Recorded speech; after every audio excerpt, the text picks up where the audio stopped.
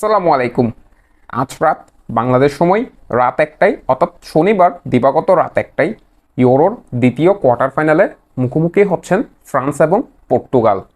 France এবং Portugal দুই দলই যথেষ্ট হ্যাভিওয়েট দল, যেখানে পর্তুগাল ফ্রান্সকে 2016 সালে ফাইনালে হারিয়ে ক্রিস্টিয়ানো রোনালদো ইউরো চ্যাম্পিয়ন হয়েছিলেন এবং বিগত দুটি ইউরো ম্যাচে ফ্রান্সের বিপক্ষে জয় আছে পর্তুগালের।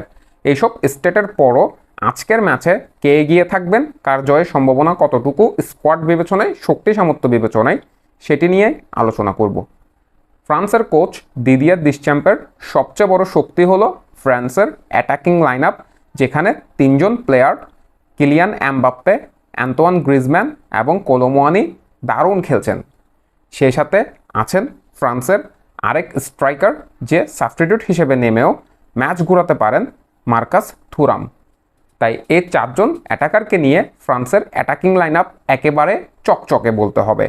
সেই সাথে ফ্রান্সের যদি আপনি মিডফিল্ডে দেখেন, সেখানে আন্দ্রে র্যাবিওট, কোলোমুয়ানি, চুমানির মতো প্লেয়াররা আছেন। সেই সাথে এদুয়ার্ডো কামাবিঙ্গা আছেন।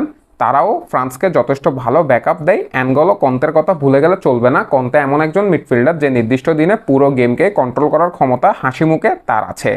এবং ফ্রান্সের ডিফেন্ডিং লাইন আপও যথেষ্ট শক্তিশালী। ফ্রান্সের গোলকিপারও ভালো কিছু সেভ দিয়েছিলেন সেকেন্ড রাউন্ডের ম্যাচে।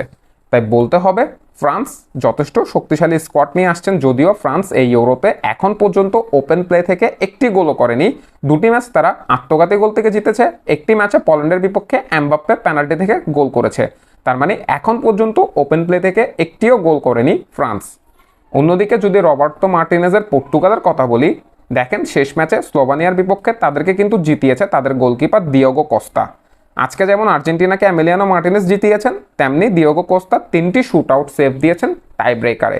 তাই ক্রিস্টিয়ানো রোনালদো থেকে ধন্যবাদ দিতেই হবে দিয়েগো কস্তাকে। তিনি কিন্তু এক্সট্রা টাইমে একটি পেনাল্টি মিস করেছিলেন।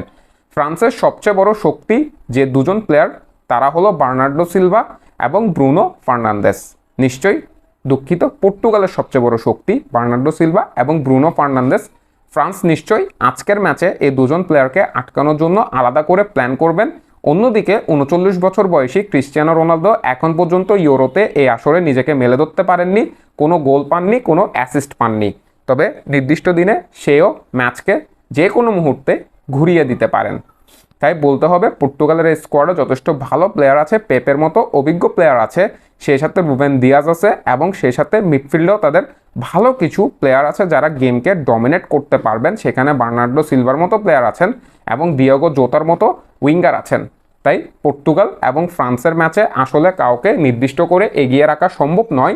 তবে যেহেতু অ্যানালাইসিস করতে বসেছি, সেহেতু প্রেডিকশন তো দিতেই হবে। অপটা অ্যানালাইসিস তাদের একটি প্রেডিকশনে ফ্রান্সের পক্ষে বাজি ধরেছেন। তারা বলেছেন আজকের ম্যাচে ক্লিয়ার কাট ফ্রান্স ফেভারিট। তবে আমি বলবো পর্তুগাল সেমিফাইনালে যাওয়ার জন্য ফেভারিট। কেন বলছি? কারণ পর্তুগাল দলটি ফ্রান্সের তুলনায় ব্যালেন্স। ফ্রান্সের অ্যাটাক যথেষ্ট ভালো। ফ্রান্সের সব প্লেয়ার মিলে একত্রে অ্যাটাকে উঠলে বিপক্ষ দল অবশ্যই একটু ভেবাচাকা খেয়ে যায়। তবে সেই ক্ষেত্রে পর্তুগালকে যদি আপনি দেখেন, তারা ব্যালেন্স ফুটবল খেলে। তাদের গোলকিপার এবং ডিফেন্স লাইন আপ যথেষ্ট স্ট্রং এবং আমার মনে হয় আজকের ম্যাচে গোলশূন্য ড্র হবে এবং টাই ব্রেকারে পর্তুগাল ফ্রান্সকে হারিয়ে দিবে। পরিশেষে আমার প্রেডিকশন এটিই থাকবে। এই ম্যাচ নিয়ে আপনার প্রেডিকশন এবং মন্তব্য মতামত কমেন্ট বক্সে জানাতে ভুলবেন না। মাহের আহমেদ মাহি, এমএস টিংভার্স।